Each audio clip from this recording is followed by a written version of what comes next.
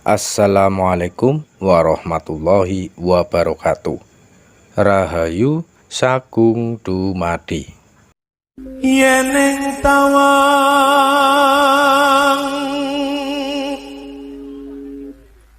ono lintang.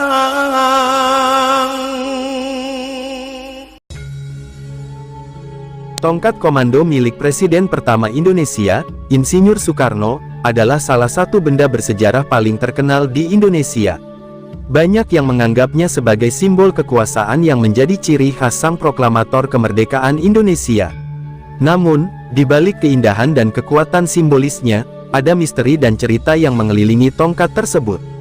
Dalam penampilan Soekarno, pasti akan selalu terlihat ciri khas dari Presiden pertama Republik Indonesia itu.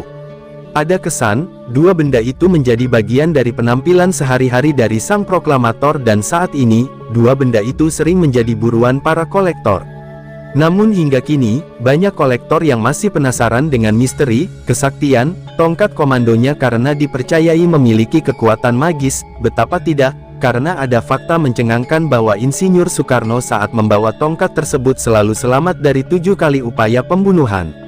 Seperti dikutip dari buku karya Eddie Ellison yang berjudul, Ketawa Bareng Bung Besar, yang dimuat di majalah Intisari nomor 635 Agustus tahun 2015, dijelaskan bahwa mengenai tongkat komando tersebut, Bung Karno pernah membeberkan fakta di balik benda yang sekarang dianggap keramat itu.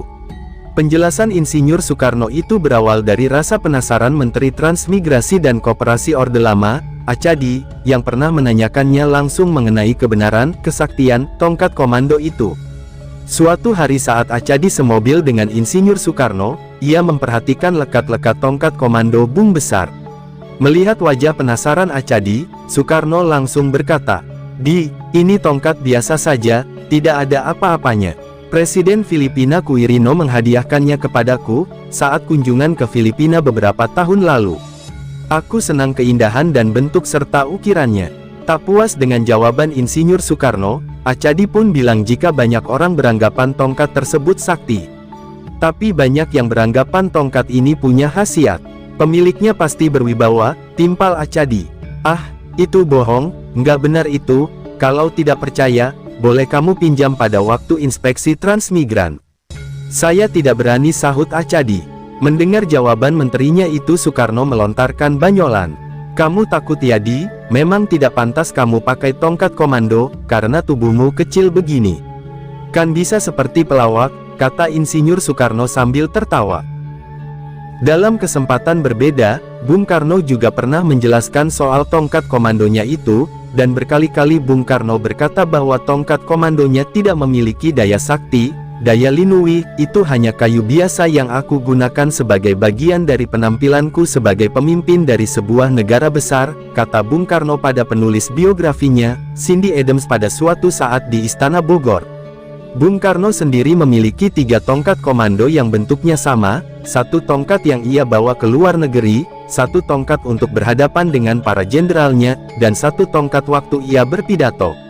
Namun kalau keadaan buru-buru dan harus pergi, yang kerap ia bawa adalah tongkat sewaktu ia berpidato.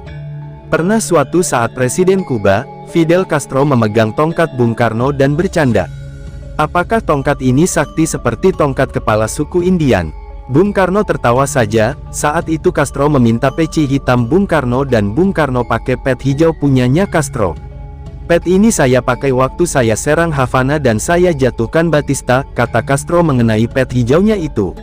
Apakah tongkat Bung Karno itu memiliki kesaktian seperti keris Diponegoro, Kiai Salak, atau keris Aryo Penangsang, Kiai Setan Kober? Wallahu alam, tapi Bung Karno sakti, itu sudah jelas. Peristiwa paling menggemparkan bagi publik Indonesia adalah saat Bung Karno ditembak dari jarak dekat pada sholat Idul Adha. Tembakan itu meleset dan ini yang jadi heboh, bagaimana bisa penembaknya adalah seorang jago perang terlatih, kenapa menembak dari hanya jarak 5 meter tidak kena? Dikisahkan saat itu, saat sidang pengadilan penembak Bung Karno, terungkap saat Bung Karno membelah dirinya menjadi 5. Sehingga penembak bingung, dan bertanya mana Bung Karno. Kesaktian Bung Karno sebenarnya adalah kesaktian, tiban. Tiban adalah suatu istilah Jawa bahwa kesaktian itu tidak dipelajari. Waktu lahir Soekarno bernama Kusno, ia sakit keras kemudian diganti nama Soekarno. Setelah sehat, datanglah kakek Soekarno, Hardjodikromo datang dari Tulungagung untuk berjumpa dengan Soekarno kecil. Saat itu, sang kakek melihat ada sesuatu yang lain di anak ini. Kakek Soekarno sendiri adalah seorang sakti, ia bisa menjilati bara api pada sebuah besi yang menyala. Rupanya di lidah Soekarno ada kemampuan lebih yaitu mengobati orang sakit. Soekarno dicoba untuk mengobati bagian yang sakit dengan menjilat. Kakek Soekarno tahu bahwa ini kesaktian, tapi harus diubah agar cucunya jangan hanya jadi dukun, tapi jadi seorang yang amat berguna untuk bangsanya. Hardjodikromo adalah seorang pelarian dari Jawa Tengah yang menolak sistem tanam paksa kultur stelsel Van den Bosch. Ia ke Tulungagung dan memulai usaha sebagai saudagar batik. Leluhur Bung Karno dari pihak bapaknya adalah perwira perang Diponegoro untuk wilayah Solo. Nama leluhur Bung Karno itu Raden Mangundiwiryo yang berperang melawan Belanda. Mangundiwiryo ini adalah orang kepercayaan Raden Mas Prawirodikdoyo, salah seorang panglima Diponegoro yang membangun benteng-benteng perlawanan antara Boyolali sampai Merbabu.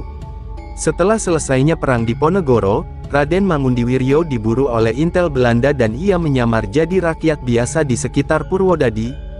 Mungkin akar inilah yang membuat ikatan batin antara Jawa Tengah dan Bung Karno.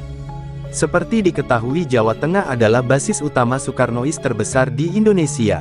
Mangundiwiryo memiliki kesaktian yaitu, ucapannya bisa jadi kenyataan, istilahnya, idu geni. Rupanya ini menurun pada Bung Karno. Melihat kemampuan, idu geni, Bung Karno itu, kakeknya Hardjodikromo berpuasa siang malam agar cucunya bisa memiliki kekuatan batin.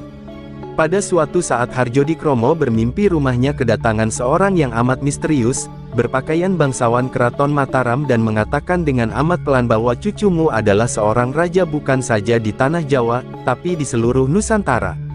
Kelak Hardjodikromo mengira bahwa itu adalah perwujudan dari Ki Juru Martani, seorang bangsawan Mataram paling cerdas. Sejak mimpi itu, kemampuan Bung Karno menjilat dan menyembuhkan langsung hilang berganti dengan kemampuan berbicara yang luar biasa hebat. Bung Karno sendiri, menurut buku Goebbels, salah seorang sejarawan Belanda, sudah diramalkan akan terbunuh dengan benda-benda tajam. Untuk itulah ia amat takut dengan jarum suntik. Bung Karno sendiri agak paranoid terhadap benda-benda tajam. Ketika penyakit ginjalnya amat parah, ia menolak untuk berobat ke Swiss karena di sana ia pasti akan dibedah dengan pisau tajam. Kembali ke tongkat komando tadi, tongkat Bung Karno itu dibuat dari bahan kayu pucang kalak.